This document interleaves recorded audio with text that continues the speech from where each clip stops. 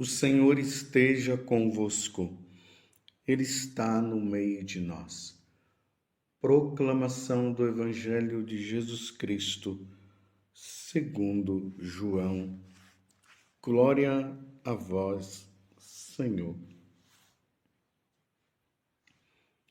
Naquele tempo, estando à mesa com seus discípulos, Jesus ficou profundamente comovido e testemunhou: em verdade vos digo, um de vós me entregará. Desconcertados, os discípulos olhavam uns para os outros, pois não sabiam de quem Jesus estava falando. Um deles, a quem Jesus amava, estava recostado ao lado de Jesus. Simão Pedro fez-lhe um sinal para que ele procurasse saber de quem Jesus estava falando. Então, o discípulo, reclinando-se sobre o peito de Jesus, perguntou-lhe: Senhor, quem é? Jesus respondeu: é aquele a quem eu der o pedaço de pão passado no molho. Então Jesus molhou um pedaço de pão e deu a Judas, filho de Simão Iscariotes. Depois do pedaço de pão, Satanás entrou em Judas. Então Jesus lhe disse: que tens a fazer, executa-o depressa. Nenhum dos presentes compreendeu porque Jesus lhe disse isso. Como Judas guardava a bolsa, alguns pensavam que Jesus lhe queria dizer: compra o que precisamos para a festa, ou que desse alguma coisa aos pobres. Depois de receber o pedaço de pão, Judas saiu imediatamente. Era noite. Depois que Judas saiu, disse Jesus: agora foi glorificado o Filho do Homem e Deus foi glorificado nele. Se Deus foi glorificado nele, também Deus o glorificará em si mesmo e o glorificará logo. Filhinhos, por pouco tempo estou ainda convosco. Vós me procurareis? E agora vos digo, como eu disse também aos judeus: para onde eu vou, vós não podeis ir. Simão Pedro perguntou: Senhor, para onde vais? Jesus respondeu-lhe: para onde eu vou, tu não me podes seguir agora, mas me seguirá mais tarde. Pedro disse: Senhor, por que não posso seguir-te agora? Eu darei a minha vida por ti. Respondeu Jesus: darás a tua vida por mim?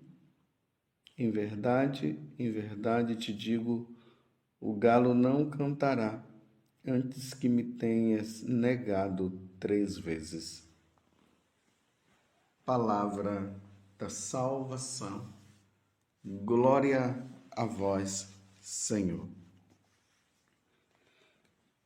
Meus irmãos e minhas irmãs, hoje é terça-feira santa, estamos nos aproximando do grande momento em que Deus expressará o seu amor para conosco.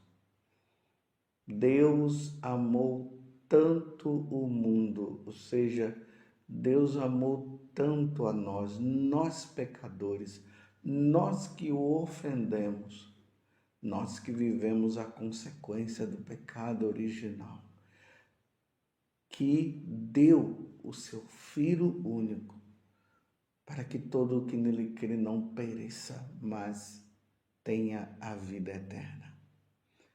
É a expressão do amor de Deus para conosco. Deus não quer que nenhum dos seus se perca.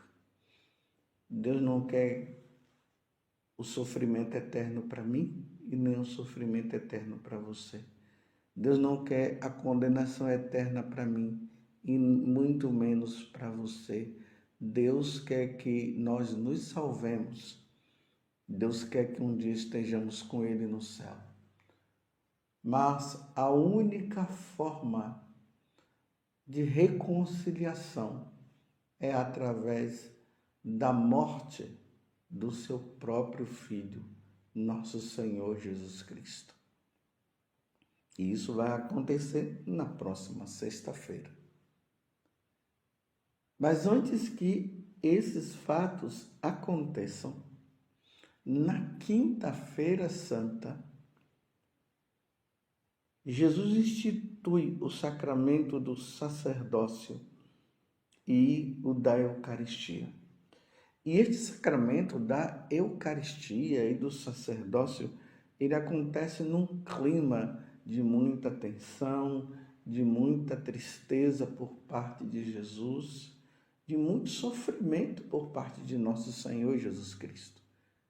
E um dos grandes sofrimentos de Jesus é a traição de Judas.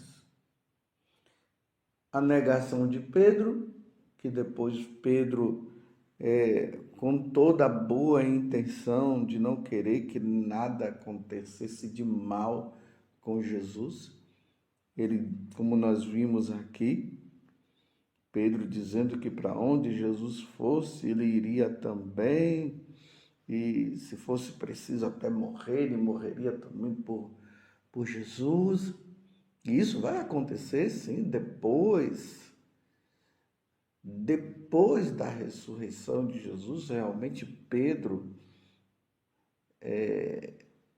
morre crucificado e de cabeça para baixo. Mas antes de Jesus passar pela morte, Pedro nega, embora ele tivesse boas intenções. Mas aqui entra mais uma vez a situação de Judas. Jesus está dando a Judas a oportunidade de ele reverter a situação.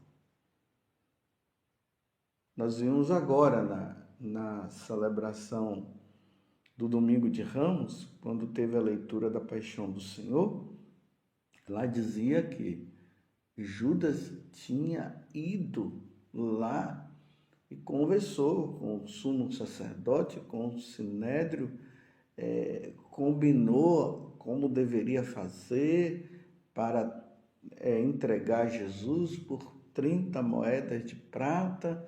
Ele combinou tudo. E aqui no Evangelho de hoje, nós encontramos Jesus dando a oportunidade para Judas não fazer essas coisas.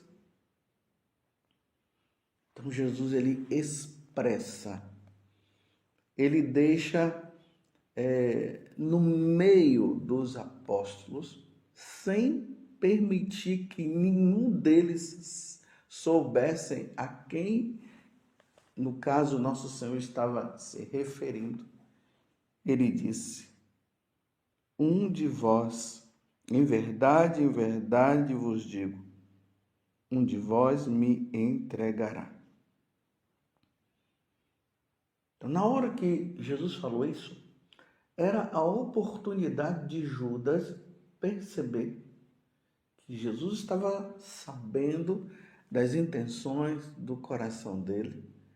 E era o momento dele dizer interiormente: não vou fazer isso mais. O Senhor está sabendo. E você vê que eles vão se perguntando: quem é? Sou eu? Serei eu? E Judas continua quietinho na dele, sem se manifestar ali. Pelo menos nesse evangelho aqui que foi lido, que é o de São João, no capítulo 13. Aí Jesus deixa bem claro: é aquele que eu colocar o pedaço de pão na boca, é aquele a quem eu der o pedaço de pão passado no molho. Porque os discípulos começaram a perguntar quem seria. Então Jesus disse: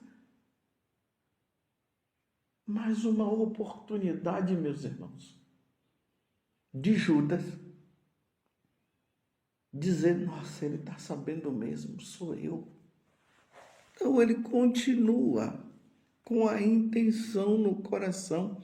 Ele já tinha essa intenção. Eu estou reafirmando para você entender. E aí, quando ele come um pedaço de pão, aqui vai dizer que o demônio aí se utilizou, e aqui diz Satanás entrou em Judas. Não é que Judas foi possuído pelo demônio, né? É uma forma de Judas, de dizer que Judas, levado pela tentação, ele reafirmou o que ele iria fazer. Não somente ele reafirmou como ele foi. Depois de receber o pedaço de pão, Judas saiu imediatamente. Era noite. Interessante que João deixa esse detalhe. Era noite. Que noite? Noite de treva. As trevas estavam rondando por ali. E ele vai.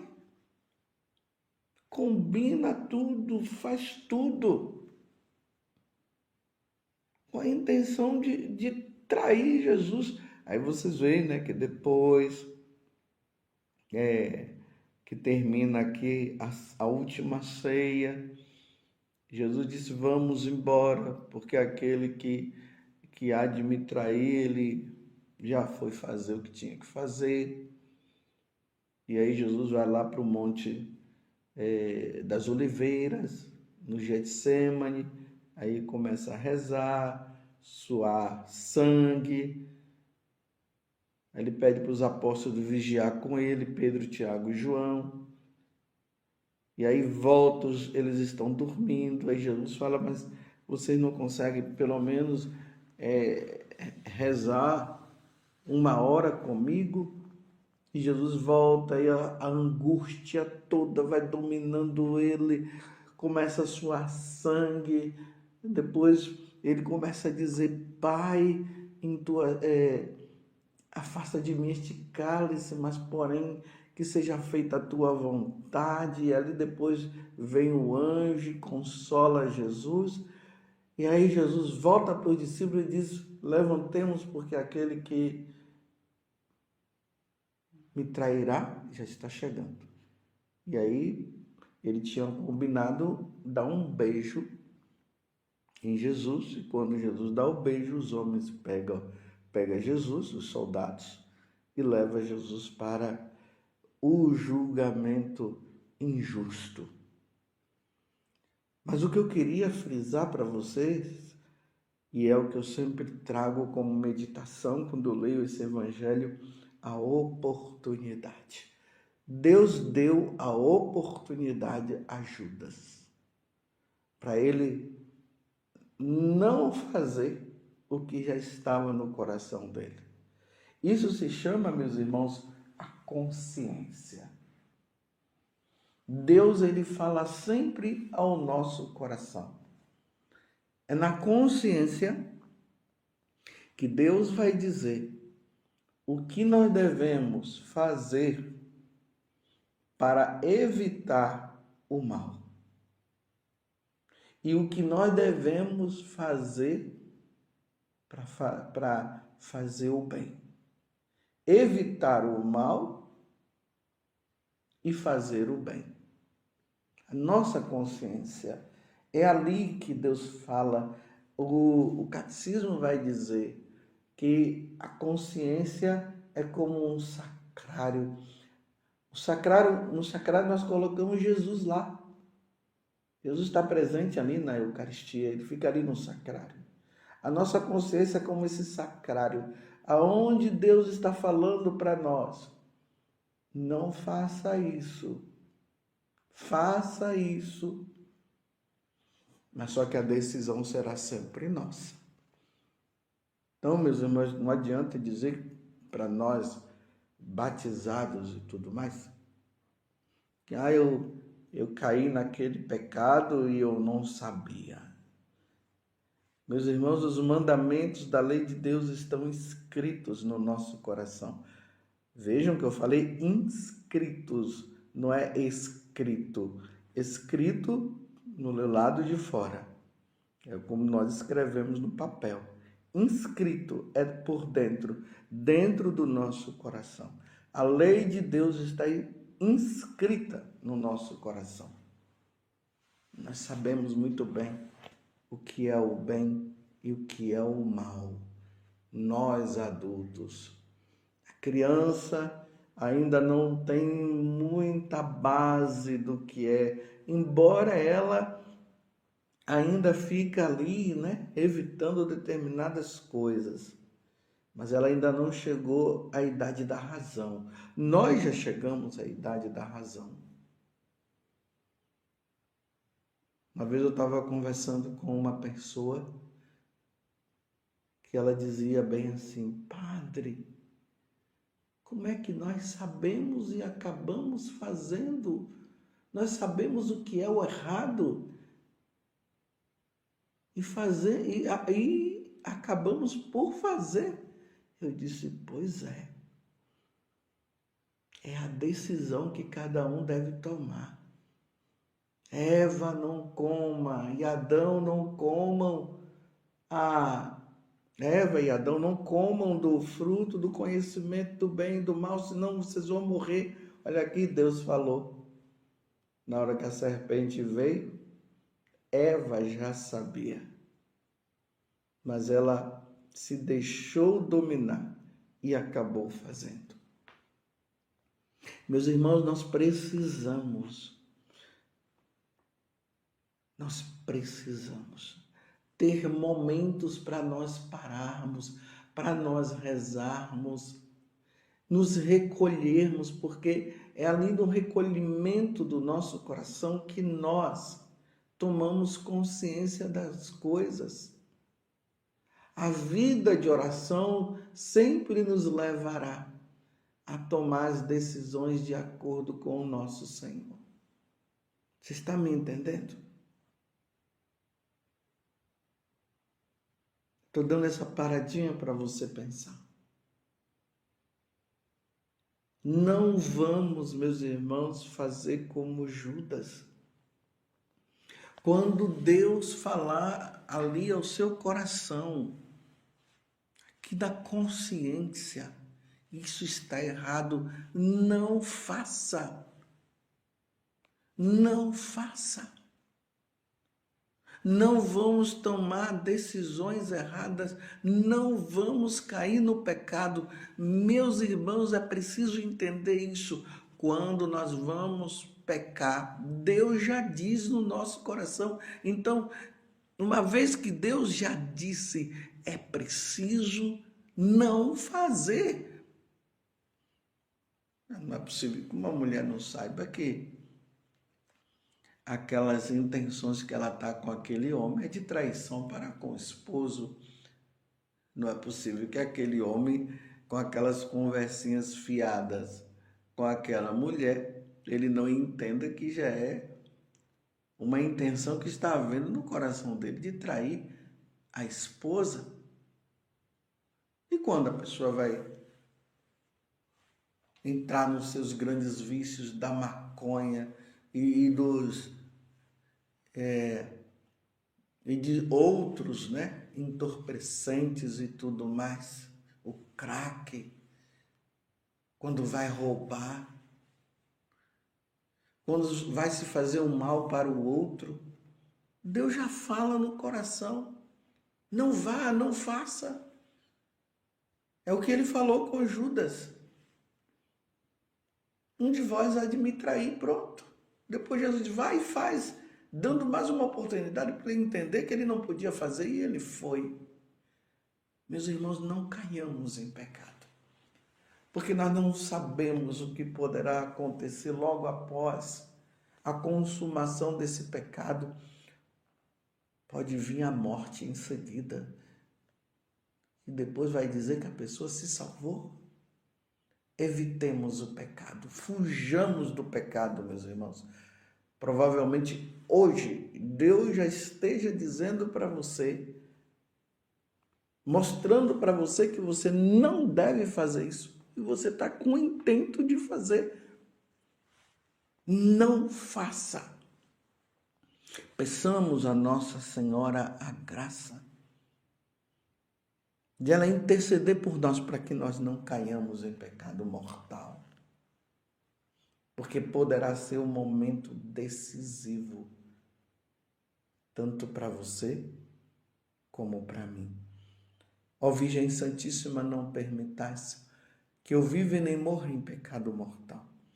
Em pecado mortal eu não hei de morrer, porque a Virgem Santíssima há de me valer. Valei-me, Virgem Santíssima. Louvado seja nosso Senhor Jesus Cristo, para sempre seja louvado, e a sua mãe, Maria Santíssima.